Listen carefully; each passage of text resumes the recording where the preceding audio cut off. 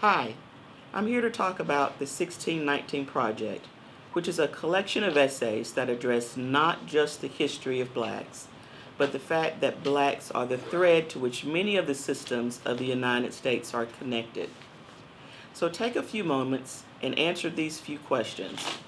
So what do you know about African American history? Does it automatically begin with slavery? And what exactly do you know about slavery? And how did you learn about this information? Well, the 1619 Project was initiated by Nicole Hannah Jones, and it was published in the New York Times to celebrate the 400th anniversary of our history, actually of American history. Jones writes, in quote, "Out of slavery and the anti-black racism it required grew nearly everything that has truly made America exceptional.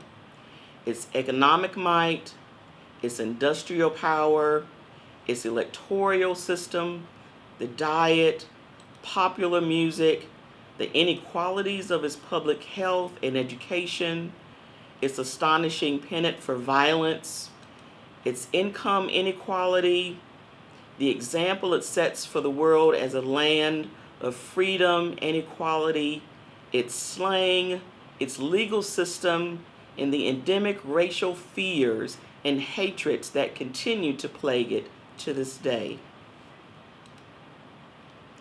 So there is a poem within the project, which I think is powerful. So as I read through it, there are a couple of visuals that I would like for you to examine.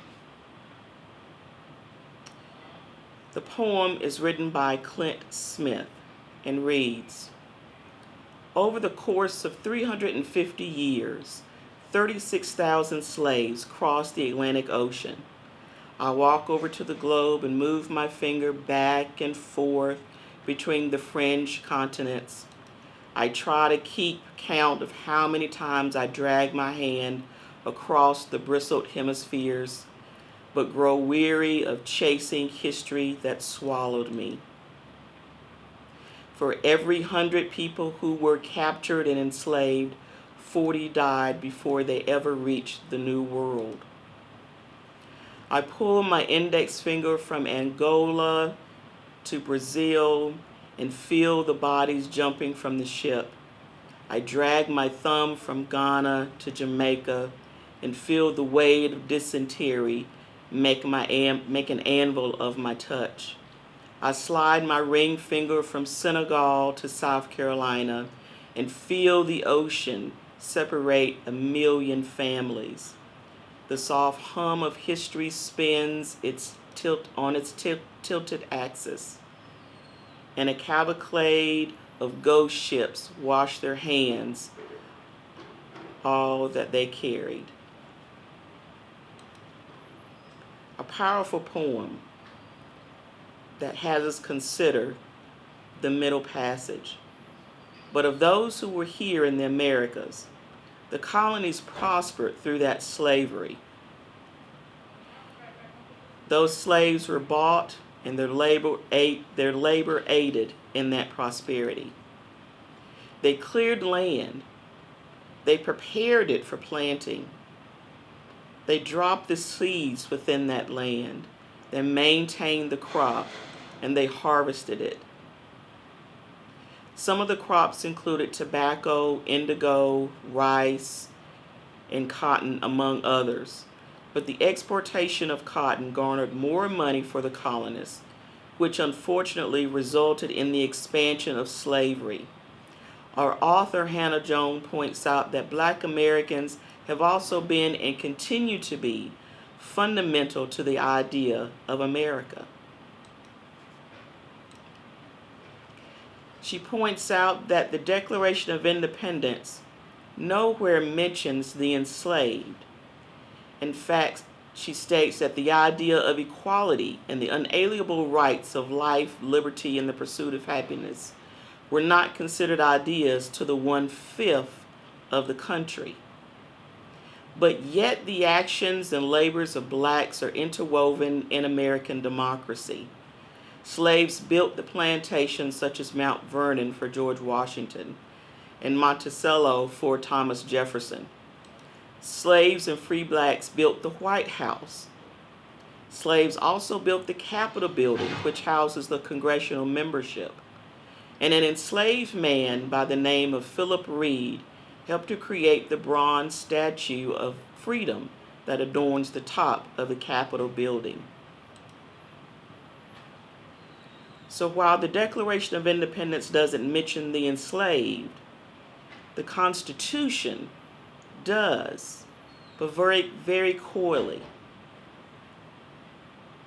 6 clauses within the Constitution deal directly with the enslaved and their enslavement, and 5 more deal just with the implications of slavery.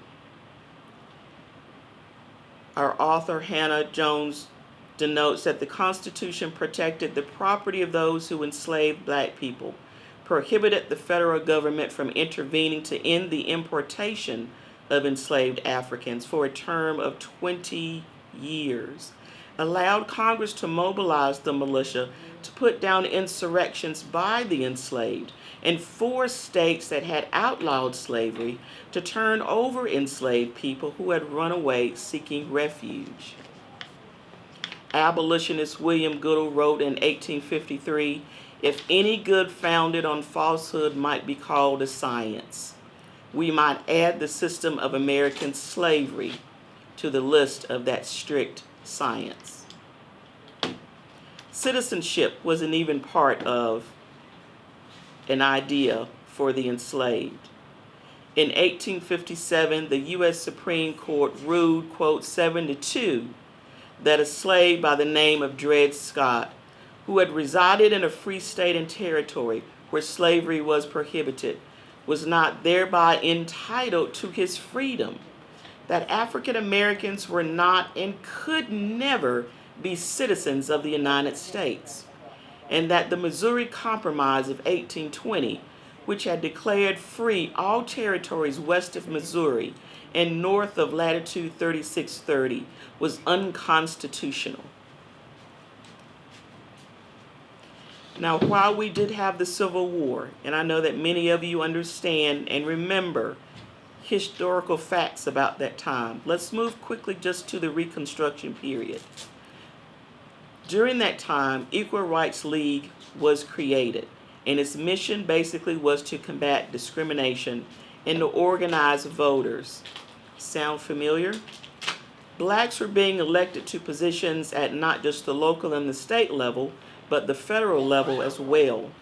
For example, we have Hiram Revels of Mississippi, who was the first black to serve in the Senate in 1870. But it was 5 years later when Blanche Bruce of Mississippi also served in the U.S. Senate. It wasn't until 1967 when Edward Brooke of Massachusetts held a spot in the U.S. Senate. So stop and think for a moment. Can you name the number of black U.S. senators serving today? The Reconstruction period also allowed blacks to organize and to push legislation such as passing equitable tax legislation that prevented discrimination just in transportation and housing. They passed compulsory education laws that were wonderful not just for black students, but for all students. Of course, they helped to pass the 13th Amendment that outlawed slavery, the Civil Rights Act, as well as the 14th and the 15th Amendment. But unfortunately, gains made during Reconstruction didn't last long, as there was violence against those who sought the betterment of blacks. There were violence against those who had been enslaved. There was violence against those who tried to vote. There was violence against the biracial government agencies that had thrived at one time. The period between the 1880s, the 1920s, and the 1930s was known as the Second Slavery, or the Great Nadar. One notable beating was that of Isaac Woodard, who had been recently given an honorable discharge from the military. He was returning home to South Carolina on the Greyhound bus when he had a brief argument with the driver over using the bathroom. The bus continued, but at some point stopped, and the driver asked for Woodard to leave. He was surrounded by police officers and brutally beaten. The beating to his head was so severe that when he awoken in the jail that next day, he couldn't see. Our author of the 1619 Project, Hannah Jones, points out that during this time, many white Americans saw black men in uniforms of America's armed services not as patriotic, but as exhibiting a dangerous pride. In moving forward, World War II began, and it ignited the effort for democracy for blacks. And one of the catalysts was that brutal beating of Isaac Woodard. We had new laws passed, such as the Immigration and Nationality Act of 1965. So a new identity for blacks were beginning to be forged. But the 1619 author, Hannah Jones, denotes, "We were told once by virtue of our bondage that we could never be American, but it was by virtue of our bondage that we became the most American of all."